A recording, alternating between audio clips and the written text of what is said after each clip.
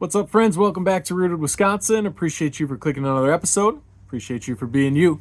Excited to drop today's episode with Brian Johnson from On Broadway, Inc. in Green Bay and local Alderman. And I have a story to kick us off that I think encapsulates Brian and who he is. He accepted the interview to come on Rooted Wisconsin without knowing that I didn't have an affiliation with his predecessor. Prior to him, in his alderman role, was Guy Zima. And if you are familiar with the historical activity of local Green Bay politics, pretty polarizing figure in local politics. And our last names are spelled the same, but for those of you who don't know, my name is Brad Zima.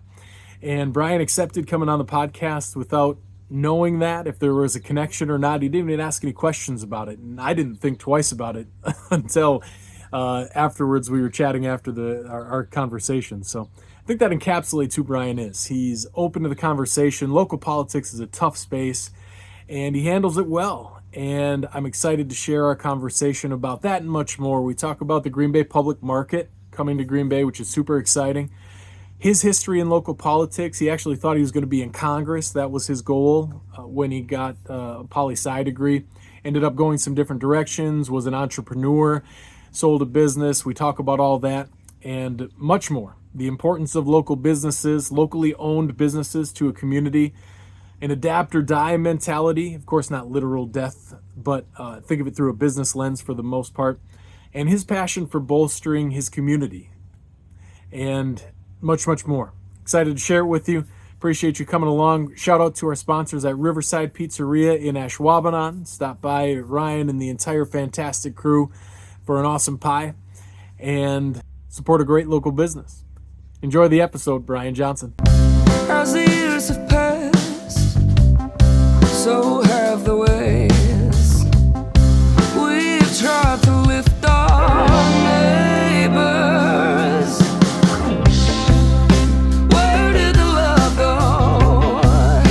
Where did the talk end? We need some help to make this better again. I think an awesome place to start today. We'll get to a lot of your story. I reached out specifically immediately after a LinkedIn post you made a while back that captivated me. But first, I think the buzz is around the Green Bay public market, right? When by the time this airs, it'll probably be old hat, right? Everybody will know. But what I was interested to know, what's the overarching vision of it? 5 years from now, what do you see the Green Bay public market being to the community and the folks that live here? Well, look, when we kind of started this process, we didn't go into it saying, hey, we're going to open a public market, right? It was really taking a look in my role with On Broadway, and you want to build successful downtowns. And what do successful downtowns have? They have amenities that attract people. And you know, in the city of Green Bay, you have multiple nodes that are emerging. You obviously have the Titletown District in Lambeau Field. You have what's going on at UW-GB. And so downtown needs to differentiate itself. And so we started brainstorming some alternatives in terms of amenities, right, that could attract volumes of people. We had the shipyard that was originally proposed to be the Green Bay Bullfrogs Stadium, and we all know kind of how that ended. Yeah. And that's actually what inspired me to run for public office, which is another story. But so we kind of sat down and really said, hey, what could be that next thing? And we visited a few public markets. We love the one in Milwaukee, and that really kind of put us on a journey to visit a whole lot more. I've personally visited over 50 to 60 different public markets across the world. We met with a few aquarium operators, interestingly, because they're popular in other places. You think about the Shed Aquarium in Chicago, it's 3 hours away, right? So, you've got Discovery World in Milwaukee, but that's kind of limited in scope. But just we started really doing the analysis, right? The cost per visitor. And what we'd have to raise for an aquarium was just, it was pretty substantial. Mm-hmm. So again, we looked at some other options, right? Other types of stadiums and different things. And we just ultimately settled on the public market being the thing that price per visitor, right, would have the biggest bang for the buck here in downtown Green Bay. Mm-hmm. So that's kind of how we landed here. Yeah. And, I think it's going to add I look at things from the grandiose creative side of things. Like, what does it bring to the culture of a city? Yeah.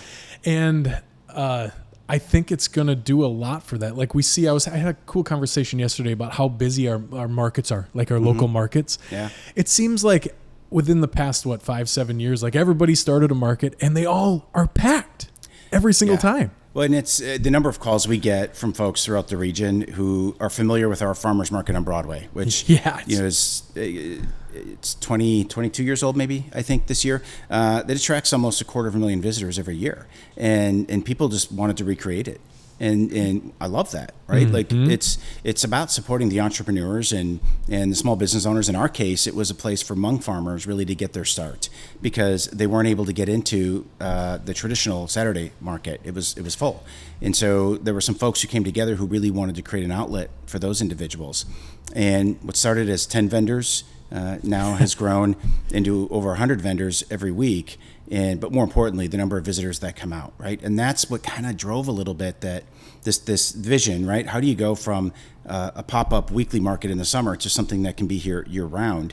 And also recognizing some of the needs of the neighborhood. It's one of the city's lowest income census tracts. It is a USDA designated food desert. And we, so of course we talked about visitors.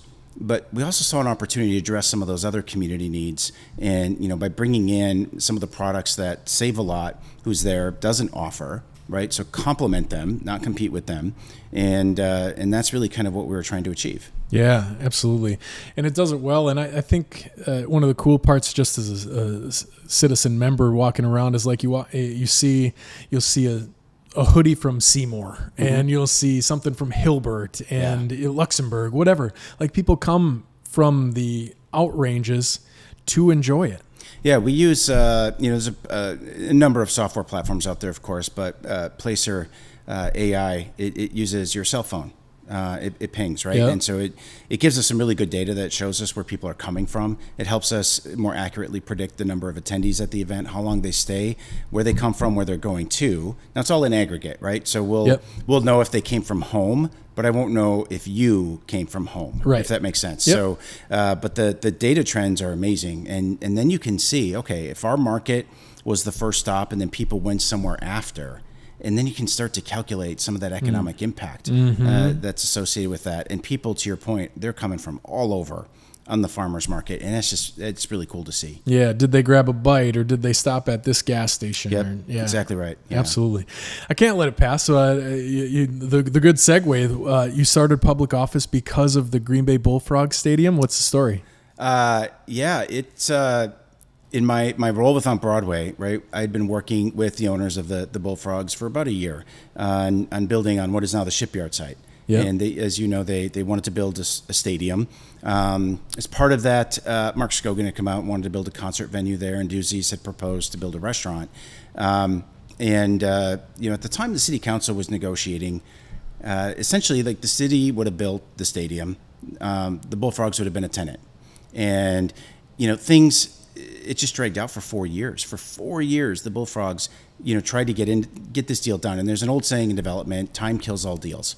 And this was a deal killer. And it got to the point where, in one meeting, a certain member of city council was negotiating the price of hot dogs, and and it's just beyond what we need to be, right? And so, and I think it misses the trees for the forest.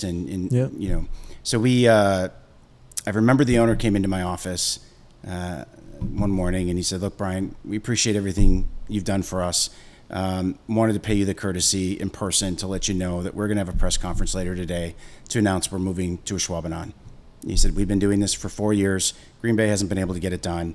And he referenced my predecessor. He said, "If it wasn't for this person, we'd be playing baseball in Green Bay."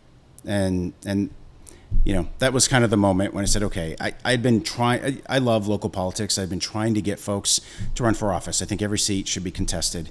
And it finally, I couldn't get anyone for the district that I lived in, right? And so it was one of those things where I said, okay, if I'm asking other people to do this, and if I'm not willing to put my name on the ballot while I'm asking other people to do it, what am I doing here? Yeah. But that moment when I knew that the negotiations had stalled really because of the struggles with the current makeup of council, I said, I'm going to put my hat in the ring, and we'll see where it goes. Yeah. Here we are 7 years later.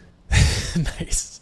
Think about how seemingly or think about how different society could be if a lot more people said, "I love local politics."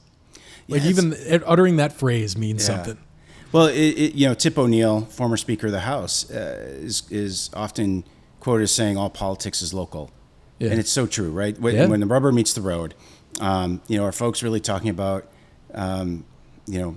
aid to Ukraine? Certainly there's a portion of folks that talk about that. But the reality is what people are most concerned about is if the pothole got filled or if their garbage got picked up or their neighbor's fence is leaning over their yard. Those are the kind of things that are kitchen table topics that people oftentimes want to talk about. And that's what we do. We solve those problems. Sometimes it's constituent services where you're helping them get connected to the right people at City Hall.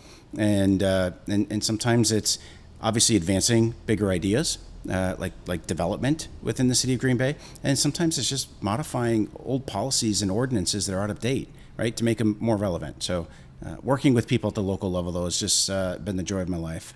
Yeah, and recently we had a guest on that talked about positively impacting your communities from the ground up, and he co-authored. He's a progressive. He co-authored a book with a conservative, and they both talked about the same topic about how they could come together because,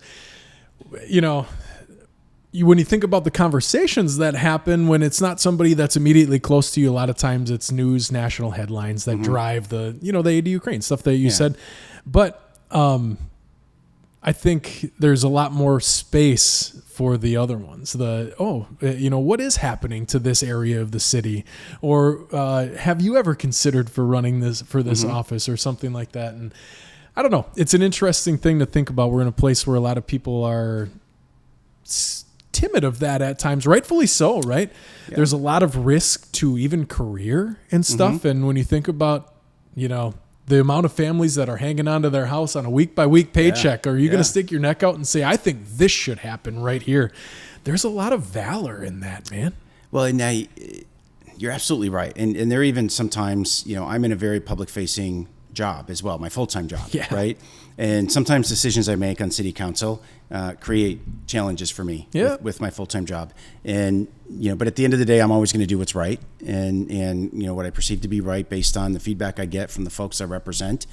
The reality is, though, I think a lot of people get sometimes enamored, right, with what they see or perceive to be local government, right? And they're like, oh, I get to be on the news, or I get to, be the smiling face at this ribbon cutting, whatever it might be. The reality is, behind the scenes, it can be a lot of tense conversations. You get yelled at a lot. Right? Yeah, You get angry emails because you're getting people in their most vulnerable moment. And I've always said, you have to listen and understand where they're coming from because they're frustrated with something. They've been harmed by something, right? And that's the job you're actually running for. It's not to be in front of the news camera. It's to help this person, and you have to give them the time and the space to be angry, and then okay, now here's what we're going to do to solve the problem. And whether it's engaging the right department, like I said, might be changing a law, could be a number of things, but it's not always stars and rainbows. Yeah. And I've saved some doozies over the years, some emails and voicemails, just for posterity. Who knows, someday maybe go back and write a book, but some fun stuff out there. I bet. But from a marketing lens, like me looking at it at a marketing angle, that person that reaches out to you is motivated. They're motivated to do something. They were motivated to call you. They might be pissed at you at the moment, but they were motivated to call you, and motivated people change things and act on things. Even if it starts with making a phone call, it can be a next volunteer for an organization saying, hey, this is how we can positively impact it. We'll give you the tools. Do you want to spread the word? Yeah. Type thing. Well, in a way, right, you have to be a little bit of a chameleon when you're elected, because I have passions and interests, right? But what that person's calling me about could be something I have no knowledge of, right? Like it's, I think about a local ordinance that we had adopted around massage parlors, right? So local massage ordinance. It was really to try to disrupt sex trafficking in our community. That was the intent. You have to understand the downstream effects around folks who are legitimate, licensed masseuses, right? And the impact that this has on them and their business. But boy, the first time I ever got a call, right? Like, this is a problem in our neighborhood, and we need this address. I don't know a darn thing about massage licensing, so you have to become an expert and be a chameleon and adapt and learn, in that environment, and become just as passionate about that topic as the person that's calling you, because that doesn't always come organically. Mm-hmm. That's a good segue into one thing I wanted to talk about today. Your career trajectory in general. After you made the LinkedIn post, I kind of checked out where you had been. Graduated another undergrad, looked like did sales for a couple of years, but then started a landscaping company, and then moved to the chamber, right? So how did your path come to light there? Like, speaking of diverse interests and being able to pivot and do other things, I'm of a similar vein. My interests have wavered and changed throughout the years, and I followed them and chased my passions. That interested me immediately. How has that developed? Yeah, I mean, gosh, I was a first generation college student, and like a lot of us, you go to school and you don't know what the heck you're doing. I started out as a math major because I liked math, and ended up, I started out at University of Wisconsin Manitowoc, which is now, of course, under the UW-Green Bay umbrella. And I ran out of math courses, and I started taking poli-sci and history courses, and just really fell in love with the subject. And when I transferred to Madison, I changed my major to political science. And the idea was, gosh, I like politics. It's fun. It's interesting. I'm gonna run for Congress someday. And 50% of the people in Congress have a political science degree, a law degree.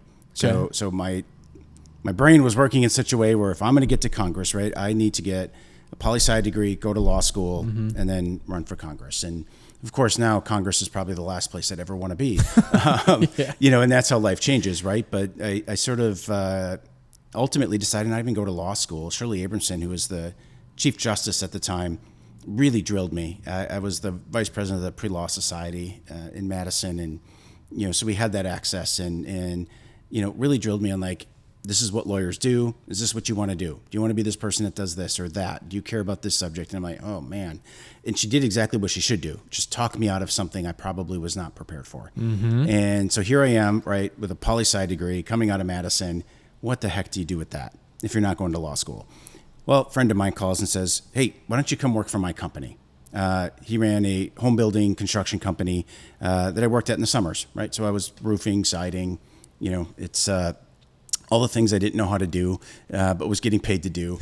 And I still look back and wonder how on earth that guy ever made money, right? First day in the job, he puts me on a roof and says, tear it off and put on a new one. And I'm like, well, what do I do? And he just, I don't know, you'll figure it out. And he leaves. And I'm, scared out of my mind being on a roof. Have no idea what a hammer is. And, but somehow I got to figure out how to tear off this roof. And so when I graduated from college, it's the same guy, right? He calls me up. Why don't you come work for us? Help us figure out the office side. Their business was growing. I said, all right, well, I worked a few summers for you. Clearly, I'm an expert in construction now. And so I took over the office. So for 3 years, I served as the general manager of his business, and figured out QuickBooks. It's where I got to learn accounting and do some other things and the business side of stuff, insurance, and helped with sales a little bit, did a lot of things there. One of the things we observed at the time was, gosh, there's a need for more landscaping services in the community where I was from, Manitowoc. And so me and another one of the business partners there, we brought in a third partner, said, we're going to start a landscaping business. No idea what I'm doing, right? It's what everybody in their 20s does. And so we did that for 7 years. We had a partnership for the first 3, and like a lot of partnerships, right? You fail to put the plan together on the front end like everybody tells you to do. Yep. And no, we're different. And of course we're not. And so it just kind of came to this moment where the 3 of us got together. All right, guys, this isn't working, right? Something's got to change. Either I'll go, you guys can go. And both of them said, we're out. Yeah. Because, it was a business that had actually accumulated quite a bit of debt. And so for me, it just became like a thing of determination, right? I'm not going to leave local vendors hanging, right, with debt. And so I worked really hard for the next 4 years to build that business, to pay off all that debt. And then I'm like, all right, what am I doing in landscaping? I don't like this. And so I sold the business. But while I was doing that, I was also volunteering for my community. And I started the Young Professionals group in Manitowoc, which was called SAIL. And then the job became available at the Chamber in Green Bay to hire a Young Professionals and Career Education Program Manager. So applied for it, got the job. And I remember, gosh, my landscaping business, we did snow removal in the winter. And I didn't sell the business right away. So I would go to work, I'd have to commute, right, from Manitowoc, 45 minutes, go to work all day at the Chamber, sometimes into the evening with events, have to go home at night because there's a snowstorm. I would plow snow all night long, never get any sleep, and go back to work in Green Bay the very next day and do it all over again the next night because you have cleanup work to do after a big snowstorm. And those were a hard 6 months, but character building, character defining. And then I worked at the Chamber for 10 years. So the connection to the Chamber was really less about the business that you saw, right? And it was more about the volunteer work that led to the full-time job. And then, of course, 10 years of experience at the Chamber then led me to On Broadway. Yeah. I spent some time in the UW system as well. A little bit of time working as a student activities coordinator on an interim basis, which was really fun. And, kind of work with your student senate. I was so involved in student government while I was in college that when they needed someone, they just called me up. Said, hey, you used to do this as a student. I bet you could do it as an employee. So I did that for about a year as well. Okay. And like at that time, did you, as you were selling the business and starting the new one, did it start to kind of come alive that, this might actually be where my passion is, and connect it to those things that you had loved doing previously that maybe you weren't, because there's probably a reason you sold it, right? We all like doing different things. Yeah. And did that connection click, or was it just the next step that happened to work? You know what I mean? Yeah. Running a business that's undercapitalized and that you don't have a great passion for, that's tough. Yeah. And so I think for me I really like the creative side of running a business, right? And trying different things. And so I think for me, that transition to the Chamber allowed me to still be an entrepreneur, but do it within an organization, right? It's oftentimes referred to as an intrapreneur. And the Chamber gave me a lot of latitude, right, to take a program and build it and be creative and just be impactful and achieve these outcomes. So I think for me, the transition was a little bit different, right? Because you go from being the boss and making your own decisions to having to do what you're told. But they also gave me a lot of latitude to express those entrepreneurial skills and talents that I had in a way that helped them grow programs, and quite frankly, some of the most impactful programs they had at the time. Yeah. And talk about a huge gap between being the boss of everything to something like that where everybody else is the boss of you. It's not just like you're working for somebody else, like everybody's your boss. Well, yeah, I mean, I had a direct supervisor. You have their supervisor. Every Chamber member, in a way, is your boss. Yep, that's what I mean. But you for 10 years, I worked there, and you meet a lot of people. You learn a ton about your community, the amazing people that make it up. The things when you go into these businesses, right, across our region, the things that they do, it's amazing. And there's so many great stories there, I think, that don't get told because businesses are so focused on their business. And they want to tell their story to their customers, but their customers could be nationwide, right? So you don't always hear it locally. And there's some pretty remarkable things. I mean, I think I think of Coding Excellence in Wrightstown. First time I took a tour of that place, and the little pink sweet and low packets.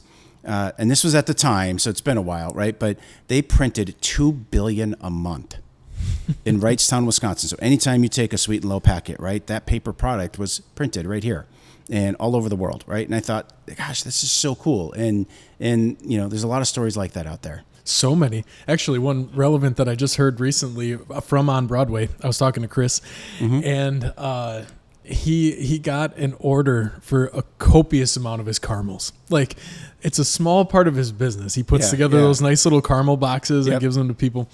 But he got an order, and we crunched the numbers he crunched the numbers in front of me the other day. And it was something like, if he kept at the same scale he was at now, it was like, what was it? It was like 45 days of 10-hour days of making caramels before November. Yeah. It's just so wild. Did he say where the order came from? He did, but I'm drawing a blank on it right now. Yeah. But it was a company that does gift baskets for their Wisconsin employees. And his caramels were going to be one of the add-ins for the gift baskets. But 45 days of caramels at 10 hours a day when he runs 3-3-5. That's the gig. It's wild. Yeah, we ordered them this past year too, right? Where we gave them away as gifts to the businesses in our district. Right? Okay. Because to your point, it's not his primary business, and it flies under the radar a little bit that he does these amazing caramels, and I even had to message him. I'm like, "Do you still do this?" Yeah. He's like, "Yeah." I said, "Okay, perfect," because we're going to order some. And it's always interesting to me, right? Like how you get an experience like that, and how it can domino effect, right? And so he gets this huge order. Where did that come from? Right? Nobody knows.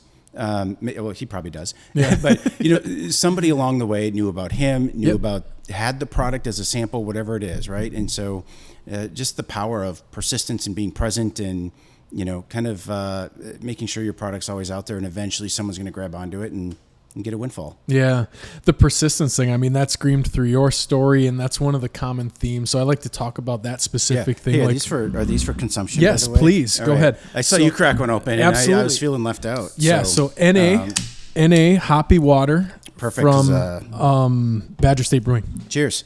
Cheers. Thank you for coming on. I have a couple of employee reviews to give later this afternoon, so I'm glad this is not beer. Yes. Yeah. It's a large part of it. So I stopped drinking alcohol 7 years ago, something like that. And I love where the industry's going because I'm getting so many more options. Yeah. And I recently had some cool conversations with Badger State, and this is just something right up my alley. Look, as you probably know then, right? A few years ago, microbrews nationwide hit their highest peak ever. Yep. Right. Yep. And that's not sustainable. And you've started already to see that consolidation. And but what I love about it, to your point, right? Products like whether it's White Claw, Carbless, stuff like that, right? They cut into that craft beer market. Yep. And what I love is when I see breweries react to that. Right? They're like, you know what? We're not going to be a victim of competition. And so when they do water, you've seen some of them do.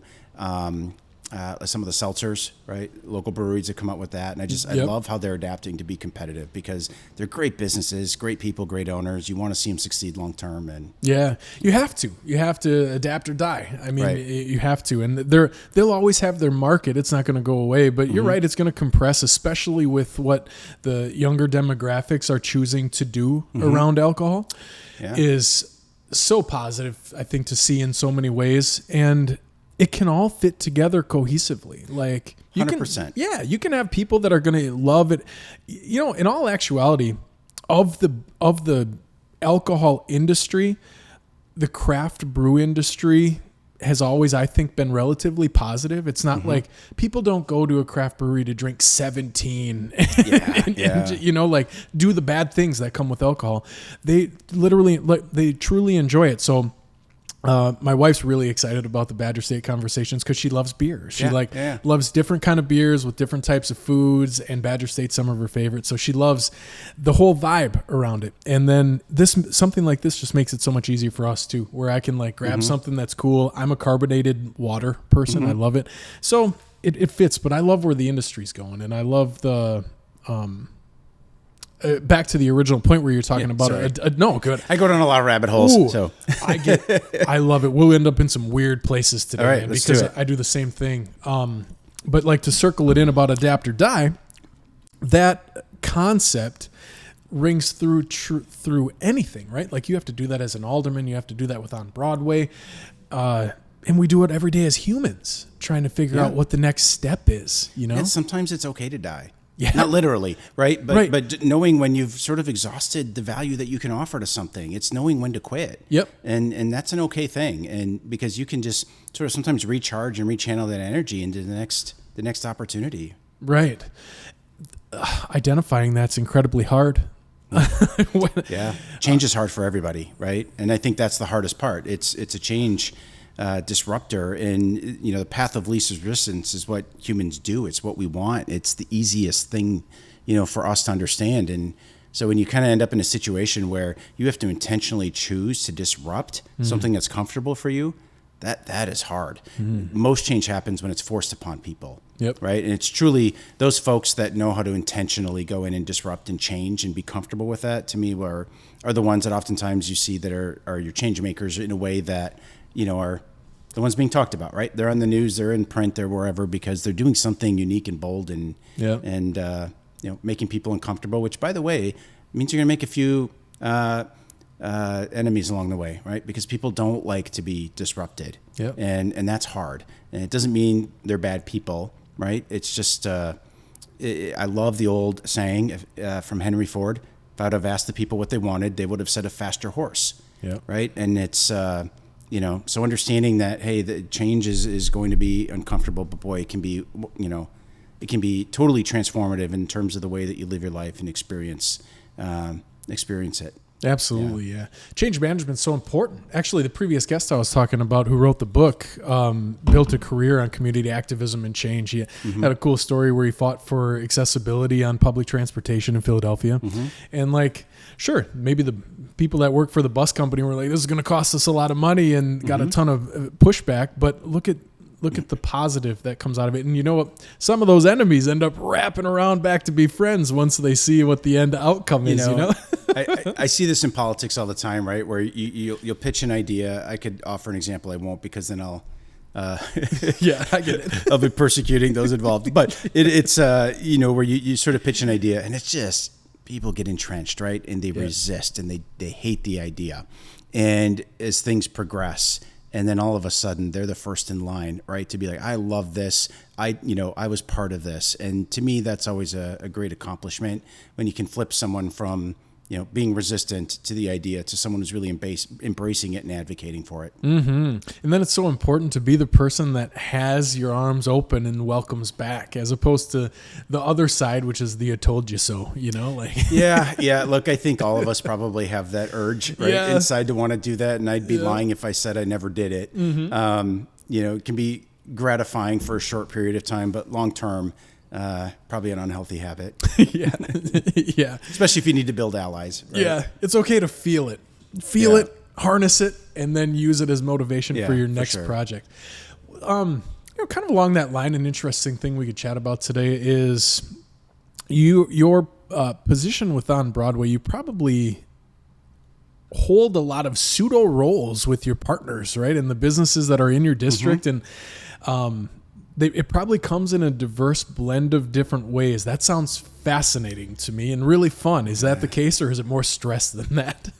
It's both. Yeah. It is, and when I first started, the district was half the size that it is, and not by geographic size, but by the number of businesses in the district. And, the rail yard area in particular has seen tremendous growth in terms of new spaces, right? New development, it's brought in new businesses. And so the demands on the job have changed quite a bit. And sometimes people will benchmark you or compare you, right, to predecessors. That happens all the time. That's fine. But it's like, well, so-and-so did this or did that. And it's like, okay, but our workload has changed. And it's just fundamentally different. And, when you have right now, we're right around 150 businesses in the district. You have 100 different properties. Now, some of those property owners are redundant, right? They could be the business owner as well. But then you're working with sponsors, you're working with vendors in your events. We obviously have a larger staff now than we did many years ago. It's a lot of personalities, board members and volunteers, committee members who all have an idea, of what to do. And we do our best, right, to try to honor and deliver on some of that. One of the things was part of our core values when I started, and it still remains there today. And it's a topic, I love the statement. It's like, we manage a lot of emotions. And the idea is that you always have to maintain your composure, listen to people, and understand that they're coming from a different perspective. And it's not a wrong perspective, it's just different. And when you're managing emotions, that's a challenging spot to be in. And I think back to, and this was before my time, but when Walmart had proposed, right, to come into On Broadway, and just the level of emotion that sparked with the business owners, property owners, people in our community, to build a Walmart supercenter in the core of your downtown, right? That's just bad urban design, but it's, but you had a lot of emotions that were charged up around that issue, and that's not easy to manage. It's not easy to handle. But I always find that when you over communicate, you explain the why, you explain the how, people, even if they don't agree with you, will feel better about it because they feel like you took the time to listen. And then, when you can explain it back and they feel like you've articulated something that they were believing, and then they're like, okay, he really did listen, right? It's not just platitudes. Mm-hmm. Fascinating. So that actually happened? Like Walmart advocated or like requested to build a spot? Where the rail yard is, right? Yeah. So, that was a split council vote, if I recall. Again, before my time, right? But I think the Mayor Schmidt cast the tie-breaking vote on that. But the city had owned that land, and could have been a Walmart supercenter with a very large blacktop parking lot instead of what you see down there now, which is 400 residential units, restored warehouses that have just beautiful office space with roughly 60 different businesses, in that space. A lot of really cool shot. You think of like Voyager's Bakehouse, the Crate Place that just opened, which is delicious, by the way. Nice wedding dress shop, right? So you see a lot of sort of that retail type of activation as well along that street. I mean, that's the stuff that makes downtowns, where people talk about it. They don't talk about how they visited a Walmart supercenter in your downtown. Mm-hmm. They talk about all of these other unique experiences. Now, for the record, like a Walmart supercenter has its place. Right, that it serves a very important need for a community. I think at the time, though, the leaders just felt that there was probably a better place for it, and that they prioritized sort of preserving and protecting the integrity of downtown. Yeah, and the integrity of your community. Like, you're right, it does have an important place in the things we need and the things your community members buy, but.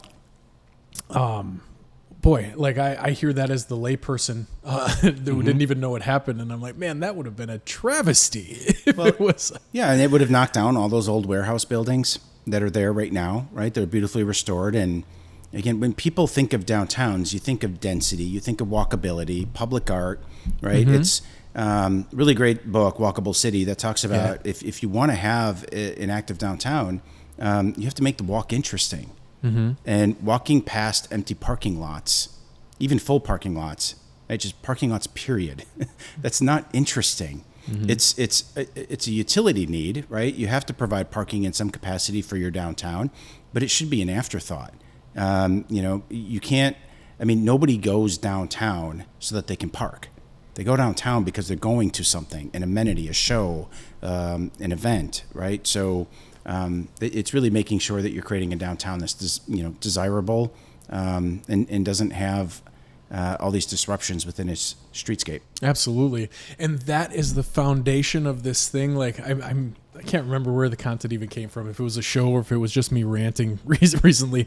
But I this narrative we get constantly, especially through the lens of pro sports, of like nothing to do in Wisconsin. Yeah, can't stand it. Oh my gosh, and that's the foundation of it, right? The foundation of it is like we see these things developing, and it exists, and it's going to continue to get better because of like decisions you're making and the knowledge of this. And I can't agree more. Like.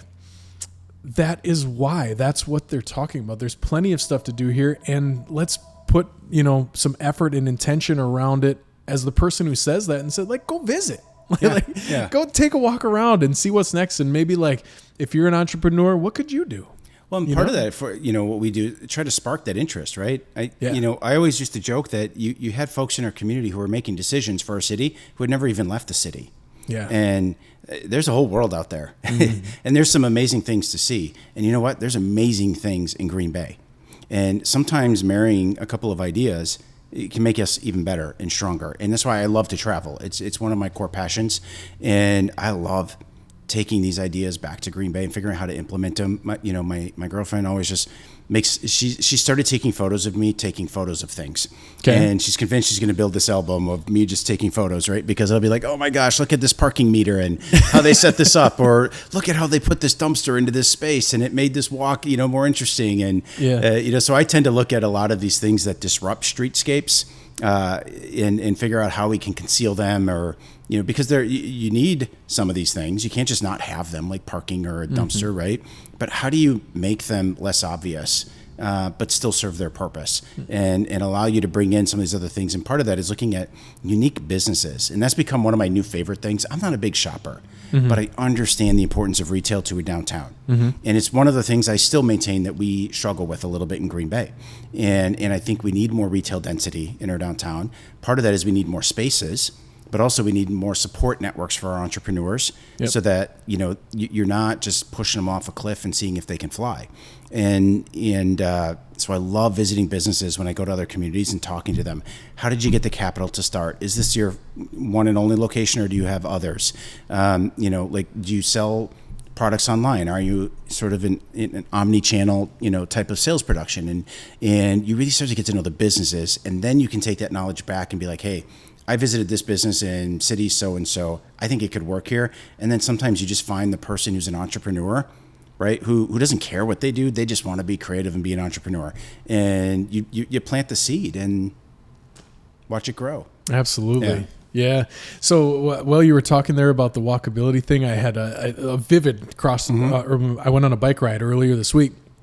And by the coal piles that are soon to be moved. Yeah. We'll talk about that in a second.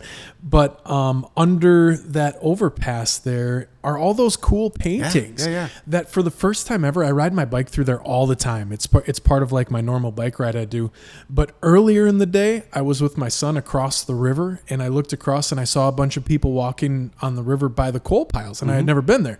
So later in the day, I went on my own bike ride and rode through there, and I never noticed any of that art that was there under all of that, under that overpass. And that's just a prime example of that, of something that, now the coal piles are getting moved. I want to talk about that in a second, but aesthetically unpleasing, right? Like a big overpass going through that you can park under and stuff, but turned it into just like the first time I had ever noticed riding my bike through. They're like cool art. And it got my mind thinking, like, who painted this? Why did it happen? Like, this is awesome. Yeah. Type stuff. Well, there's a couple things, right? So that area within the city, to me, has been one of the most neglected, right? In terms of disinvestment, I would call it. And in the last few years, it's been a real high priority area for me in my city council position. And that area has seen more investment than any other part of the city of Green Bay. And it hasn't happened overnight, right? This is for 7 years. We've been working on this, and there is a whole lot more to come. And part of it is because there was sort of this untapped potential there, right? You've got industrial uses that are sort of in your midtown and your downtown area there. Well, the city's grown up and evolved, right? So you have to figure out how to move some of those things, which is, kind of tied back to the coal piles, but also recognizing where the public, where government can be a catalyst for change. And that's really what the bullfrogs were about, right? How do you get them on that site? The city owned the land. They owned the land for 50 years, had done nothing with it. It was a challenging site. The private sector wasn't going to step in on that site, mostly because of the challenges it had. It was 6 feet below the floodplain. It had contamination. It actually used to house coal piles there, but you're surrounded by nothing but other industrial uses. So the city really had to come in and inspire change. And unfortunately, like I said, the ship sailed with the baseball stadium. But, I got together at the time, Jim Schmidt, who was mayor, and Kevin Vonk, who was the city's development director. And it was kind of, we need to do something else here. And, that's where the shipyard was really born, that concept, that idea. I love the shipyard. I still think it's a distant number two, to what a baseball stadium would have done, because a stadium, it brings people in, right? It drives traffic automatically, whereas the shipyard is going to have to be a little bit more intentional, and you're going to have to invest more time and effort into programming. What's now, the draw? Can happen. Yeah, that can happen. I just think it's going to take more time and effort, more, but it is a beautiful waterfront park, right? So if what you want is a waterfront park, right, that's perfect. That's what you do. So we have more things to do to really kind of focus on the programming. But how many years, right? We've been working on this. Projects take time because you have to get them site ready. I mean, the dirt that we had to bring into there and then just let it settle for years, right? And then you have to deal with railroad tracks and industrial uses. You needed development agreements from private developers because it's the property taxes that they're contributing that we're paying for the shipyard. So if you pay for the shipyard first, right? You can see how you're, Yeah. so there's some creative things we had to do to make that happen. But boy, phase 1 of the shipyard is complete now. It is awesome. So if you've been down there and rode around, it was really the perimeter, right? So think about the dock walls, the boardwalk, and some of that stuff. Phase 2, we're designing right now. And hopefully we can start construction on that later this year, maybe next year. But that's going to include the interior. So think about the great lawn. There'll be a dog park, beer garden. There'll be like an adult playground area, an urban beach, beach volleyball courts, right? So a lot of really cool things. And then now, but because the city made this investment, private developers are taking interest. So you have Merge Urban Development, who wants to build 225 apartments right across the slip, right across the street. You've got another developer who's going to put in roughly 100 units, I think 93, but the city needs a new fire station. So we're going to put it in conjunction with that, right? So that's street activation. There'll be some retail that goes along with that, right? And community development is a slow process, 20, 30 years sometimes. And the pieces are falling into place. And the murals that you talked about were our public arts coordinator at the time, Laura Schley. She, I believe it was a National Endowment for the Arts grant. Because we were doing the shipyard, that's going to be the short-term parking solution. Oh. Like, we don't want people to just look at these huge, underpass pillars. Yeah. How do we brighten them up like many other cities have done? But it costs money, right? You want to pay your artists a livable wage.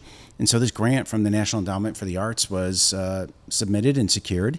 And it was, I believe it was 10 different artists. Our organization on Broadway worked with the city on, reviewing all the applicants and selecting the artists. And as you said, beautiful pieces of art from people all over the place. So we've put in on Broadway, 50 murals in the last 5-ish years. And they're one, it supports your arts community, which is so critically important, right? Art is the thing that stands the test of time, right? What do we talk about 1,000 years? The things that happened 1,000 years ago? Art and architecture and all the things, right, that the ancient Roman Empire had, and, the Mona Lisa and all these things, right? So we need to invest in our artists because they make a beautiful community, an interesting community. And murals are one of those things where we were lacking art completely across the board, but they're probably the lowest barrier, right? So we invested in that. Let's make a punch. Let's do it right away. And then, we're starting to pivot now where we said, you know what, we've got 50 murals. What's the next thing? Mm-hmm. If we're going to take our public art funding, what's the next thing that we can do? And so you're going to see at least a series of maybe different implementations that will just kind of help, spruce up, brighten up the Broadway district and make it more interesting. And it's always fun when it can come as part of projects like the shipyard too. Yeah. Still in the brainstorming phase, or anything you can tease out there that? Yeah. Again, we always joke in the nonprofit world, it's our R&D, rip off and duplicate, right? Yeah. So, the reality is, how many ideas and implementations are truly unique ideas, right? Not many. And it's usually some type of variation of something that somebody did. And so, I think the next thing we're going to be doing is we have a number of utility boxes in the district. They're unsightly. People graffiti them, right? So we're just going to put wraps on them. Military Avenue District did that too, and they look really great. So another thing where we use local artists to design, create the designs, but then we'll use someone who'll create the wrap because it just stands up a little bit better than paint. Yeah. So that'll be coming next, and there's a whole lot of other things we've got, in our 5-year plan. But that'll be the next one because, again, it's just low cost, right? But it can have a nice punch, a nice impact. Yeah. Yeah, I got a really cool new podcast intro for about 6 episodes now that would R&D Theo Vaughn's intro pretty closely. Mm-hmm. But it's just because you appreciate what they do. Yeah. Like something done well and appreciated is good. One thing you said in there, though, I want to touch on a little bit. How is it with that slow feedback loop? I in my other job outside of here, I have a relatively slow feedback loop that I see human growth and development happen over a couple year period, and sometimes that's a little slow for me. I wish it would happen faster. How does your personality fit that slow feedback loop, and how do you work with that when you're wanting to impact change, but you have to resist in spots, or restrain in spots, I should say? How do you work through it? Well, I agree, right? It can be slow, but the pieces can be fast, and you just have to break it up, right? And so for us, it's not that we come up with the idea and then force it on you. It's that we work with our community to drive those ideas, and then we package it, we bring it to our board, we get the support, we go find the funders or the donors, and then we implement, right? So that means you're breaking up that in pieces. So the initial piece is really going to be really working with sort of the community through community listening sessions, surveys, things of that nature. Like, what do you want to see in your community? You know what? A lot of times they give you really great ideas you didn't think of. And so we don't have to come up with these ideas and implement them and then wait for people, to tell us if they like it, because it's what they told us they wanted, right? So you have to have the patience to kind of go through the whole cycle. And that's kind of the deal with community work. Right? You have to talk to people, because communities are always better when they're organically developed in a way that the community is a participant, right? And it's, in fact, one of the things that's really cool. Next week, I'm going to a training. We applied for a grant. We were one of 6 organizations in the country that were selected to receive this grant to really focus on capital absorption, meaning when you have oftentimes development in a community, a developer comes in from out of the area and dictates to the community what they get based on what they can get for a rate of return, right? And so there are a couple of priorities that we have where we really want to see it the opposite. And it's, how do you get the community mobilized around what they see as a need, and then get the capital deployed in a way that can make those changes happen. Now, the problem is that doesn't always create the rate of return, right, that a private investor wants to see with their equity. And so what we're doing through this grant program, it's funded by the Robert Wood Foundation nationally, is how do you create the funding sources where folks aren't pursuing the rate of return, but they're pursuing community good, right? So it could be real estate and infill development, which is actually one of our program goals. And the other one is creating a revolving loan fund for small businesses and entrepreneurs, because they go to a bank and a lot of times banks, that loan is too small, you're too high of a risk profile, but it's the kind of business that would be just super cool to have in your downtown. So how do you get them that 10,000, 20,000, right? There are crowdfunding platforms that do it. Well, if you don't have a customer base yet, that's really hard. So, we really want to build a program where we're taking folks like Kiva as an example, and that's even a tool that we use right now. It's crowdfunded, but it's where people are giving smaller amounts and saying, you know what, like, I might lose this, right? I might, but more importantly, like, I want to make a loan to help improve our community, because the community is saying that's what they need. And it'll make our community better, if we do that. And my rate of return might not be the same as if I had it invested, in an index fund somewhere, but I'm going to feel really good about it. And I know that I'm going to change someone's life because, I helped the small business owner get to where they need to be because they had enough capital to do it. Yeah. That's fascinating. So you're almost you're providing the tools in a different way, that you are analyzing not by dollars and cents, but by intention about how things are developed. That's awesome. Exactly right. And I think part of the problem, to your point, with that feedback loop, right? It's, again, if community development is this spectrum, it's a process, and you have to start with community engagement. What oftentimes happens with outside equity investment, if you have this spectrum, right, those folks come in like over here. Yeah. And they miss this whole part about community engagement. And you can't fault them for that, right? Their job is to make a return on it's the Walmart investment. Thing. It's to make money. Yeah. And so you can't fault them for that. But what our role is as a nonprofit organization, to say, no, this section or this end of the spectrum is important, and we're going to do it. And what happens right now a lot of times is organizations like ours all across the country, right? They'll do this piece, but then they get stuck. They get stuck because there's no money then to implement what the community said they wanted. So we have to figure out, okay, how do we get this capital that the private sector's putting in without community feedback, right? We've gotten the community feedback, but it may not generate that return to attract a private investor. So how do we find it differently, right? So that we can truly implement the things that the community is telling us they want. Right. Yeah. And a lot of time it's, it still has to be driven by ROI, but if your community tells you they want it, then hopefully they support it, whatever it is. It has to be sustainable, is what I would say. Yeah. I don't think it's driven by ROI. Well, that's a good way to put it. Yeah. Yeah. So if as an example, right, if you're a private developer, you come in and let's say you want a 10% cap rate on your investment, right? That's the number. Nobody's going to invest money into your deal if you can't guarantee that, right? So because what they'll do is they'll put the money in the stock market, right? They'll put it elsewhere where they can get that return.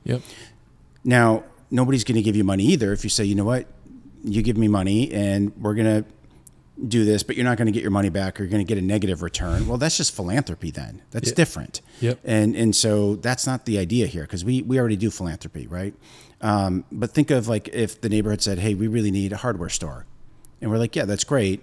But, you know, the numbers, the demographics, the total number of residents, whatever, isn't quite sufficient enough for them to make it and pay off a bank loan, you know, with a 6% interest rate.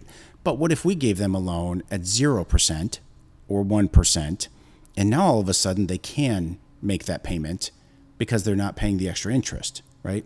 So that's the idea, is they still have to be sustainable, but you want it so that they're not pursuing it, right, for the huge return, and that, you know, you're providing the capital in a way that doesn't require, you know, what that lender might typically expect for them to say yes within their risk profile. Yeah, absolutely. That's too good of a segue for me to let go because I could talk about that all day. That whole conversation right there fascinates me. But you just gave too good of a segue to not take advantage of. So from your LinkedIn post that I reached out to me, hey, you keep referencing this, and I don't know which one it is. You don't know which one it is. So virtually, you're talking about a hand up and not a help out, or hand. That's not going to be a soundbite. We're going to have to edit that. Yeah, I know, right? Hand up, not hand out. Yeah. Your LinkedIn post about growing up and overcoming adversity and you referenced being a first generation college student earlier and stuff like that. The transparency and authenticity in that is what draws me into human connection.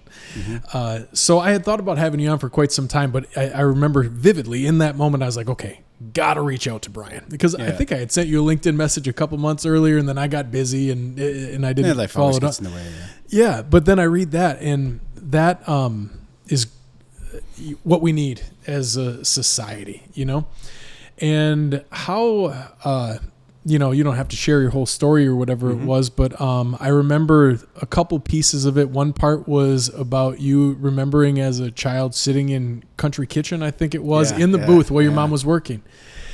And it's important to give that to our business members. That it's awesome what you were just talking about. But the segue into then the human side of life again and what a vibrant community can do to positively impact society. I think mirrors that individually or personally as you know. So that's the post I was talking about. I don't know how that leads into more conversation right now, but it was a great segue because it was a hand up, not a handout for businesses, and like you had a really poignant way about putting that, how that positively impacted your life individually. Yeah, and it was a Mother's Day post. Yeah. And it was really kind of acknowledging, you know, I mean, obviously the endearment I have for my mother, but, you know, the funny thing about life, and you alluded to it earlier, right? You don't always feel that way or always appreciate it in the moment. And boy, when I was a teenager, man, I was a dick, right? Like, and I think back to, the hell I must have put my mom through, right? And part of that was just not being disciplined, and you know, it's that's a skill I've certainly learned and acquired over time. But as I grew older and wiser, right, and you really reflect back on it, you're like, oh my gosh, my mother is a saint, not only for putting up with me, you know, but for doing what she did. And we had a hard childhood. One of the reasons I chose to be vulnerable, you know, I've always been. It's not that I've not talked about it. I've been a little bit guarded about it. And I think the reason is because sometimes people have a tendency to judge you, right? And what I was finding as a representative, right, in the district where I am, it's a very eclectic and diverse district. But as I alluded to earlier, it is one of Green Bay's lowest income census tracts. And I found myself being judged, but in the opposite way, where people were saying, You came from a privileged background. You don't understand, right, the challenges I'm going through.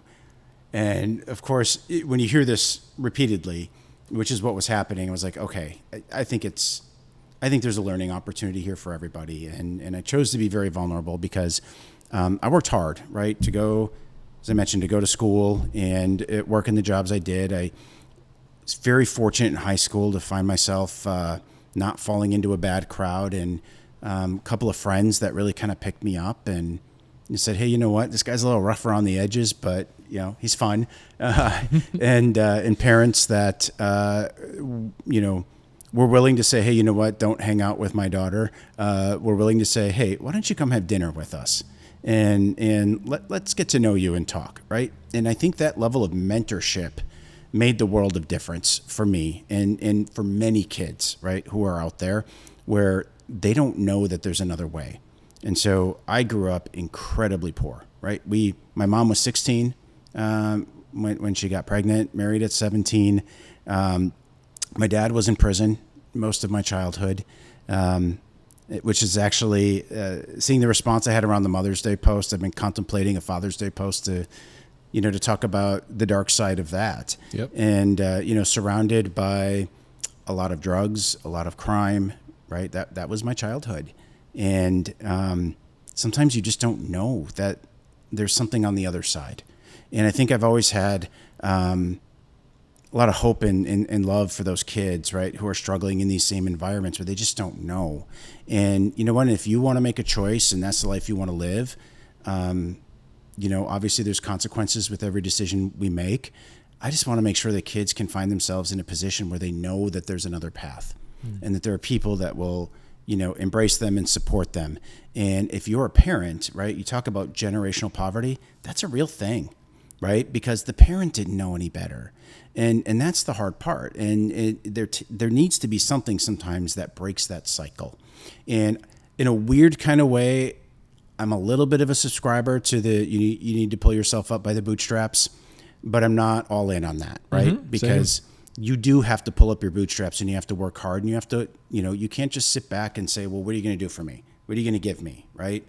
You have to work for it. For all the listeners out there, we just had a technical scare that thought the whole file lost. We crashed a computer, but either way, we're back up and running. And I think the connection between your story that you shared in that LinkedIn post and your story is your childhood of overcoming that adversity connects to your mission of what you're trying to do. Back to the Walmart conversation, bolstering your community with people who are in your community. And those people, man, those people are the mentors. Those are the next mentors that talk to little Johnny and say, provide the avenues that so I love that you made the bootstraps quote because I'm firmly in the same camp. I believe the same exact thing. Of course you have to work hard, but somebody has to sew the bootstraps on. If the bootstraps aren't there, how are you going to pull them up? And how, we see it constantly that the cycle doesn't break itself. It takes a special human who's willing to do some things and step out of their comfort zone and want something for themselves. But it takes a whole lot more than wanting something for yourself. Yeah, sometimes they don't even know what that want is. Right. You can't even identify when you come from nothing, you don't crave something. Yeah. Right? You just think that's life, right? Yep. And how do you take a kid like me who is, I don't know, like a non-school day, I'd be riding my bike through the city sewer system. I kid you not. That's what we did for fun, and pop up in manhole covers, right? And look around. I mean, how do you take a kid like that, right?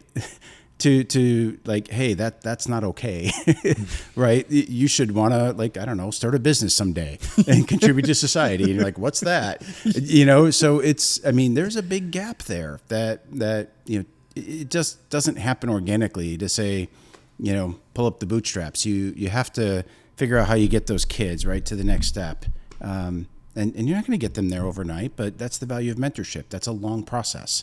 But making sure that we're there as a community to lift each other up, we can't neglect that responsibility. Mm-hmm. Excuse me.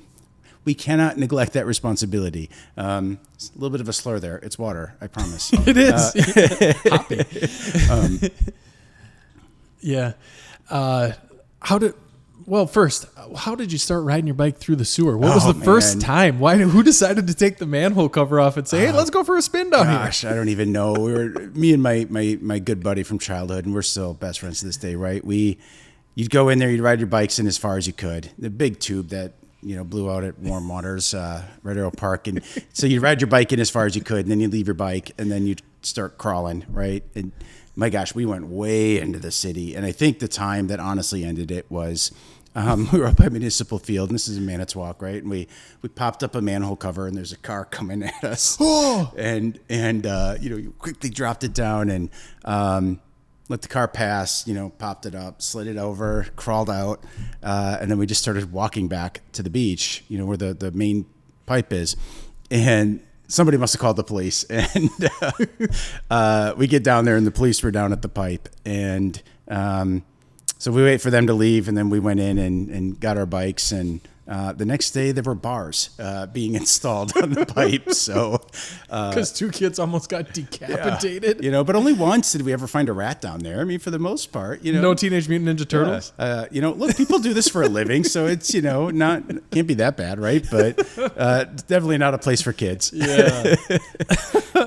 So when you think about that feedback loop that I asked about earlier, wrap it up with this thought, is that I find you very effective at what you do. Is that a driver? Is that something that motivates you when you think about that and what it does for the community? Because when I think about why I started the podcast, I want to positively impact our Wisconsin communities. That's my entire intention. Is that your motivator, where it stems from? Boy, I don't know. I get it. Some individuals are just wired differently, right? And it's and thank goodness for that, right? Because we have so many different needs in our community, and if we were all wired the same, boy, you'd have a lot of gaps. But for me, I think it's just I don't know. I think I'm hardwired to always need to be doing something and wanting to chase a new idea.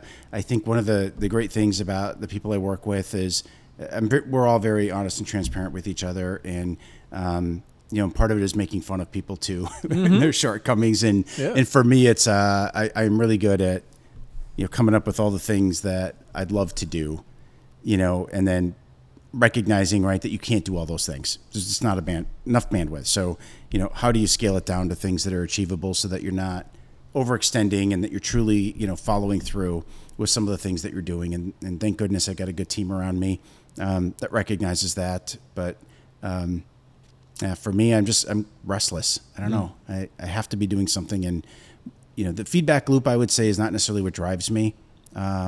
It's important, right? I mean, it's nice to hear when you've helped someone and you've changed their life, but I think it's maybe more of like a justice thing, right? Where if I see somebody struggling, that's not justice. That's what I was getting at. Yeah. Yeah. And I think that's maybe my spark and my motivator, because I want to help correct that. And that's the thing with, I joked earlier, right? Like, Congress not for me, right? Because it's just it's turned into at the state and federal level this hyper partisan environment where either you're an R or you're a D, and I just think it's nonsense. If it's a good idea, it's a good idea, and I'm going to do it, right? And I think that's why people have had such a hard time pegging me at the local level, because they want to identify you. Mm-hmm. It's easy to understand someone when you can identify or label them, and they can't do it because there are things that have come forward where Democratic members of our community have supported have said, yes, that's a great idea. And other things that Republicans have come forward and said, good idea. And I said, yes. So it's just, I am perfectly fine in life with shedding that party label and just saying, you know what, I'm motivated by the things that I feel are just, but the feedback that I obviously get from the community that points those injustices out and make suggestions on what we need to do to correct those things. Absolutely. Yeah, I think at the community level, I think one of the lights at the end of the tunnel, or the shining pieces of it, is that is still possible. Yeah. That want, that and the ability to implement is still possible, where it doesn't get completely driven by money. And I truly believe that there's a lot of people that were in those shoes that said, I want to be in Congress, that are in Congress now, that started there. Mm-hmm. I believe there's very few, if any, that are still there because of that same reason. You see it all the time, people that exit, right? Yeah. But also, I would say at the local level, it's starting to change. And you're seeing... Really? Yeah, you're starting to see a lot of that investment through PACs and other things because they see that as a place to cultivate, new party leaders. And but also it can be a good litmus test around other elections, right? So they'll make decisions about, flooding a local race with PAC money to see how voters react because that might impact how a Supreme Court race, reacts or how a governor's race, something like that might react. And of course, Northeast Wisconsin already being a hotbed because we're so purple. Yeah. I mean, the amount of money invested here because this is truly a flip state. And more importantly, Brown County has really been identified as a place that is critically important to people all across the country. So I think especially in this area, local races are starting to see more attention from outside money. That sucks. It does. That is just it's the antithesis of what local government is. That's disheartening. Well, and the thing with PAC money in particular, right? They don't ask you. There's no consultation. It's illegal, right? So that means it just happens. And I don't want to say I've been the victim. Victim's the wrong word for it, right? But I've received sort of ads against me that have come out, and because they perceive me to be a threat to maybe something else, and all of a sudden, we still joke about it. A lot of folks that follow local politics, right? I got 2 red flags and was told I was a threat to democracy because I abstained on a resolution that I felt was misleading, right? So am I going to topple the United States government? I'm a threat to democracy, right? And so but these are the messages that they try to test. Now, I will say I was incredibly grateful to a lot of our local party members who saw that and said, oh my gosh, this is not Brian, right? And literally got on the phone and not only called local people, but state people and said, you need to pull this ad. And even opponents? Well, again, I don't know that it was the opponent that was doing it. Right. Do you know what I mean? Might not have even had anything to do with it. But it was the people involved at the local level that were, a member of this party, they kind of said, hey, this isn't right. And it wasn't just me, by the way. There was another candidate, Alderman Mark Stoyer, again, we're both incredibly moderate, right? We're independent thinkers. And, kind of boiled down to that one resolution, and it is what it is, right? This politics. I never took offense to it. I just thought, quite frankly, found it humorous. Yeah. But like I said, I was still grateful for those folks that said, hey, this isn't right, and really stepped up, even though it was, their party that was doing it, to have the courage, right, to step up and say, no, we need to take this down. I thought that was pretty cool. That's awesome. Yeah. Yeah. Something that that's a glimmer of hope at the end. And that's the wish, that's the ultimate want, is that we can do that whether we're in local politics or not. From our seat, can we positively impact and do the right thing? Right. And right. Even the right thing is different to everybody, but I don't know, if you follow your right direction, we'll be in a better place than the way that PAC money comes into existence. Yeah. Well, let's just be neighbors. Right? Yeah. And I think a certain level of accountability has gone away and has eroded since it's become so easy to be a keyboard warrior. Yeah. Right. When there's not someone on the other end, you can't visibly see them hearing or receiving your attacks. Yep. Deserved or otherwise, right? When we're sitting here face to face, and if you give me constructive criticism, the reality is you're going to put a filter on it, right? And you're not going to be a jerk more often than not, right? That's productive, right? But when you go online and you call people names and you attack them for things that are characteristics and not about ideas or policy, right? That's just rude, and I think we've lost that a little bit as a community. So I hope we can get back to being neighbors and really respecting that we all have different lived experiences, and we all come to the table with different challenges but different solutions. And if we work together, right, that's when you really see positive outcomes. Absolutely. perfect feather in the cap. Appreciate you spending some time, Hey, it's Brian. It been was fun. awesome to talk with you. Yeah, enjoy it. I'd love to come back sometime, but more importantly, I would love to get you down into the Broadway District, and we'll work on finding a spot. Of course, these guys are great too. It's not to pull away from here, but I know I just love to see this type of thing happening in our community, and love it even more when it's in the Broadway District. Absolutely. Keep up the good work. All right.